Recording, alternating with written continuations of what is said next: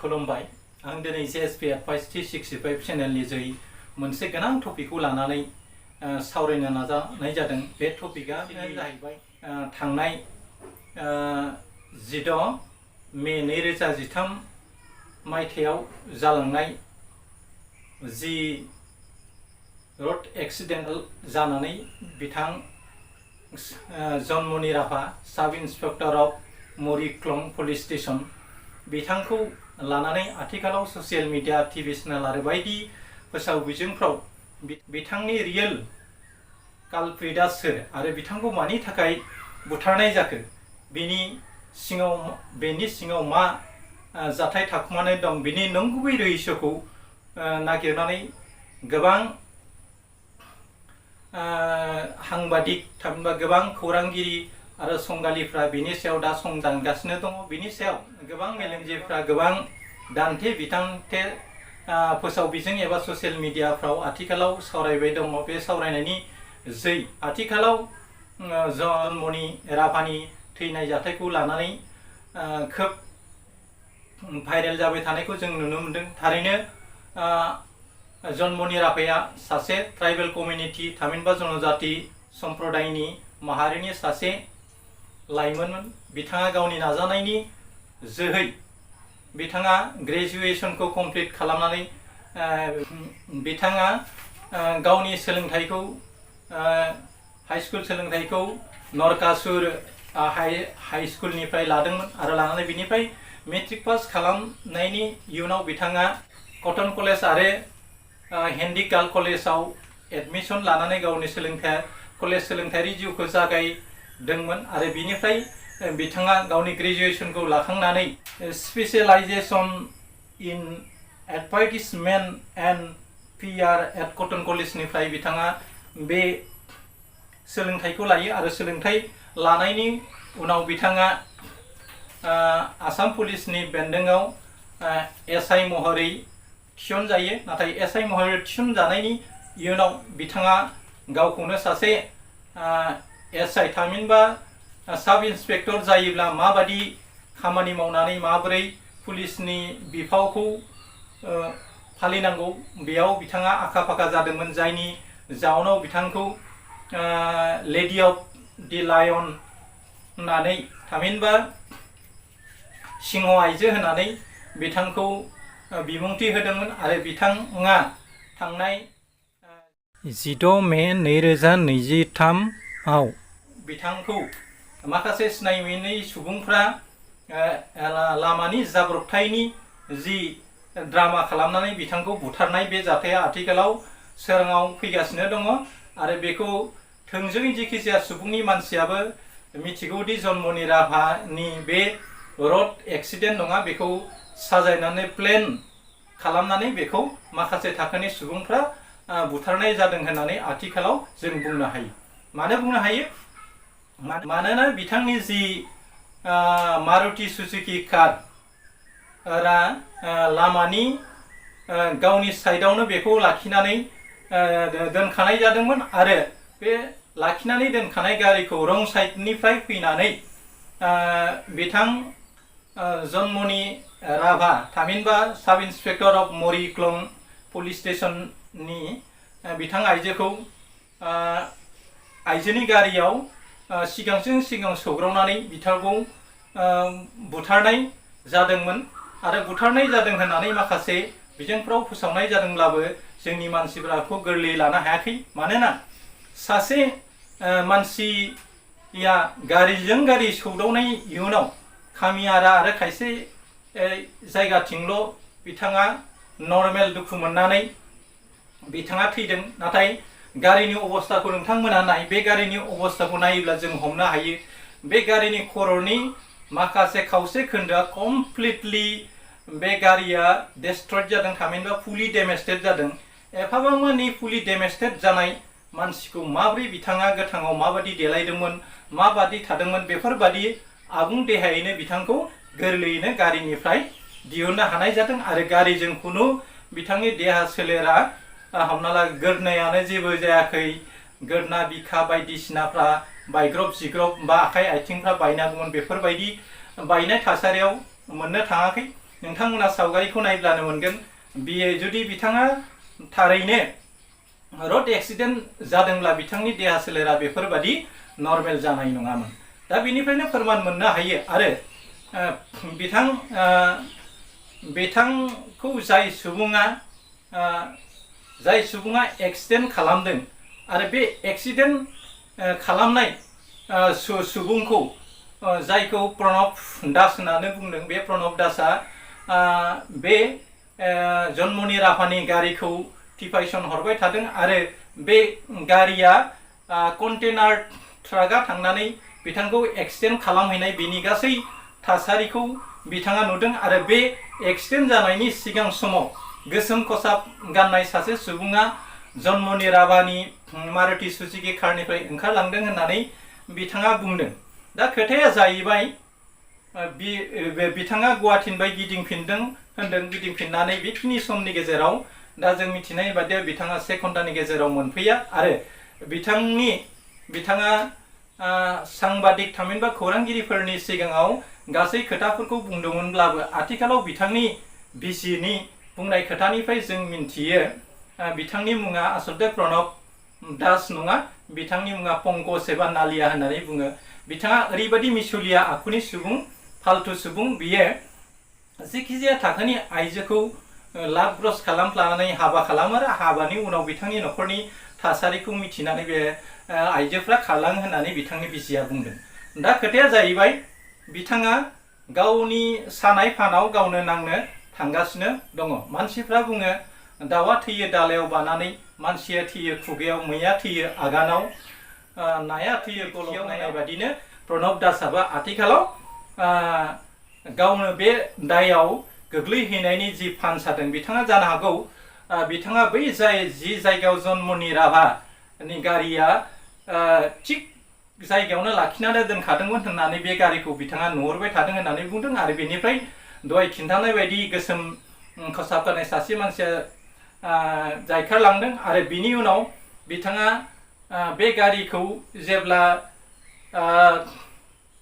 Container truck driver Sumit कुमारा गारिखौ रं साइडजों थांनानै जन्मनि राभानि सुजुकी कारखौ मोखांजों मोखां सौदावनानै बिथांखौ फोथैनाय जाथायखौ बुङो आरो बेखौ नायहैनायाव बिथांनि जि पेन्ट गाननाय लंपेन्ट, बे लंपेन्टआव थैया नांदोंमोन, बेखौ दरजायाव नांनानै दंमोन होननानै बुंदों।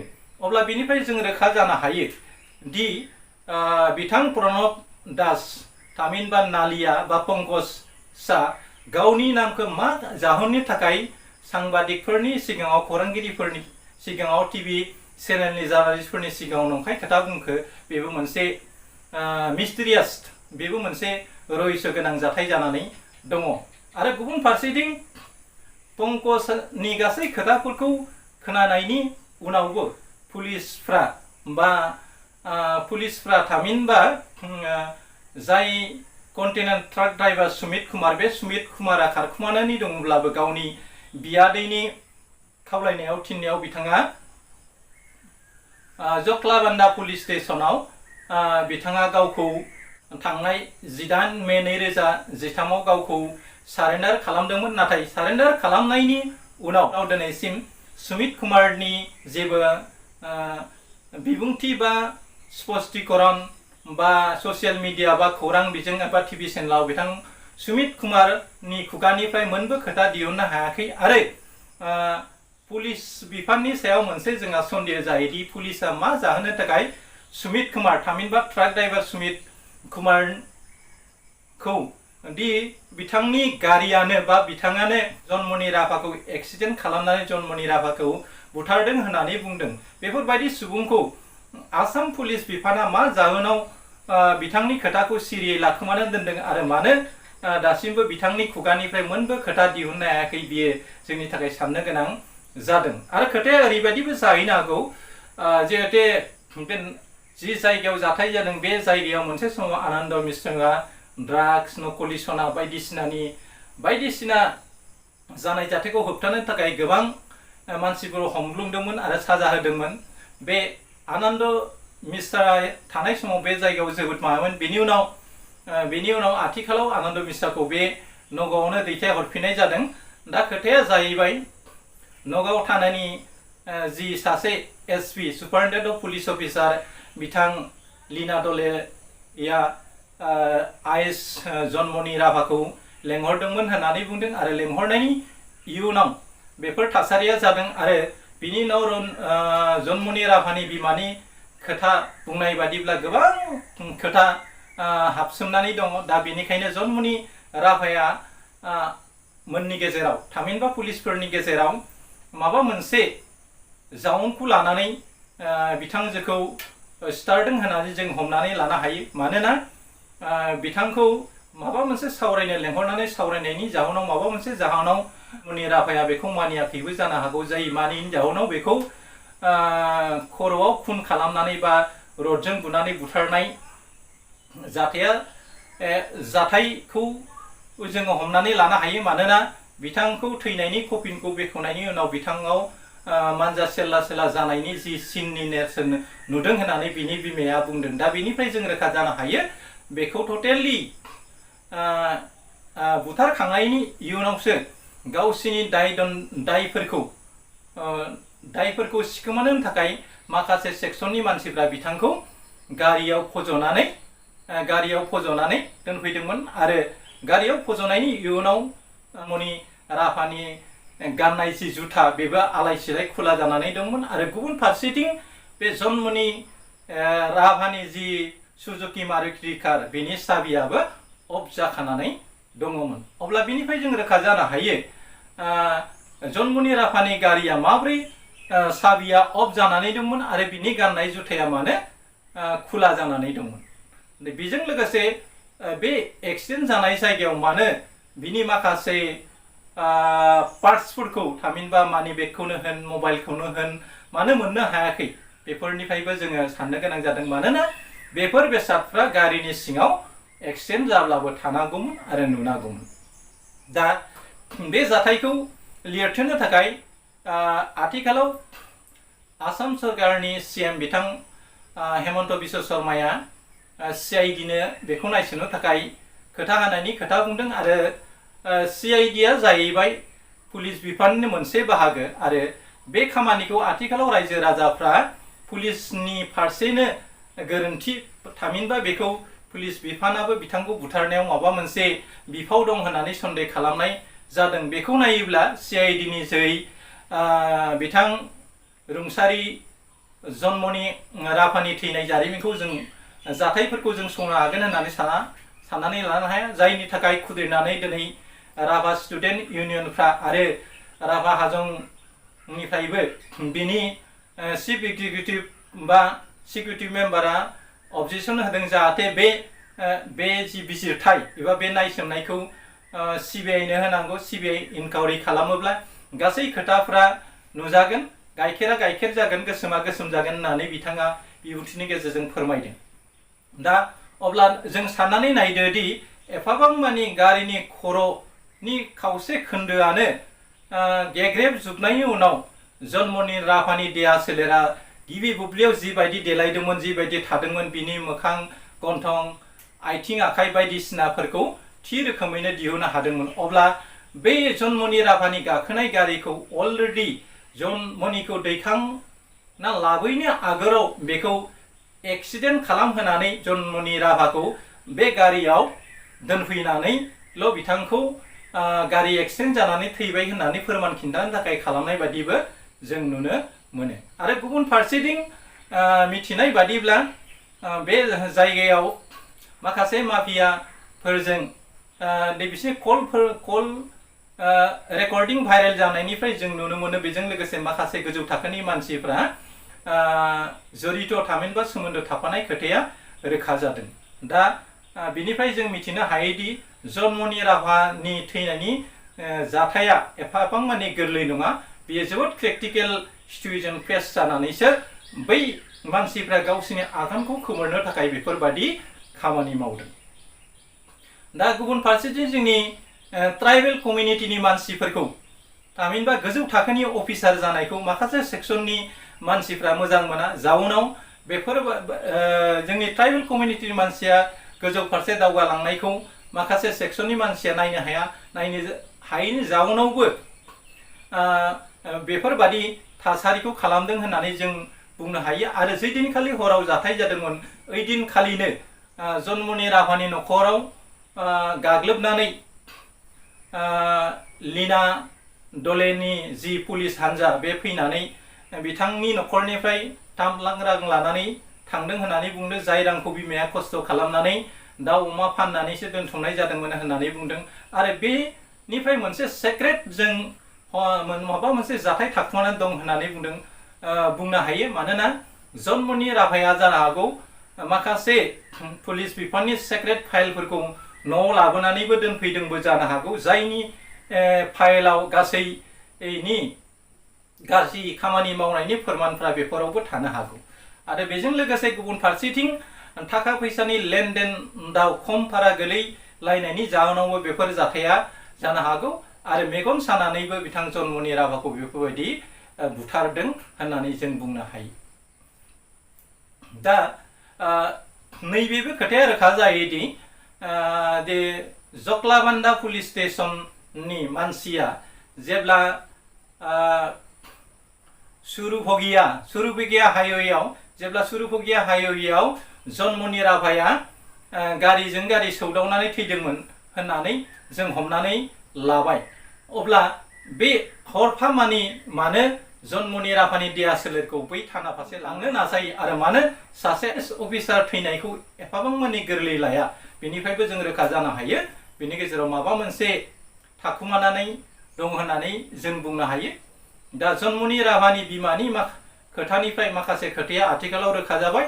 आरो आथिखालाव जे ट्राक ड्राइभार सुमित कुमार बेखौ नारसिननानै जेबो खोथा बुंहोनो हायिया खोब दुखुनांथाव खोथा। मानोना बे ट्राक ड्राइभारजों लोगोसे प्रणब दास होननानै बुंदों। आथिखालाव मिथिनाय बादिब्ला बिथांनि मुङा पंकज आरो नालिया होननानै जों मिथिदों। दा बिथाङाबो गावनि जि खोथाफोरखौ एबा गावसोर मावनाय दायखौ गाखोमोरनो थाखाय जा खोथा साजायनानै जन्मनि राभाखौ बेफोरबादि जाथाय जानानै थैदों होननानै बुंदों। आरो गुबुन फारसेथिं बे नालिया पंकज थामहिनबा प्रणब दास होननानै जाय मानसिया बुंनानै लादों एबा ससियेल मिडिया आरो खौरां बिजोंनि मानसिफोरनि सिगाङाव जन्मनि राभानि थैनायनि फोरमानखौ खिन्थानो नाजादों, बिथाङाबो सासे गाज्रि आखुनि मानसि होननानै जों आथिखालाव गावनि बिसिनिफ्राय मिथिबाय। अब्ला बिथाङा माबा मोनसे सोलो खालामनानै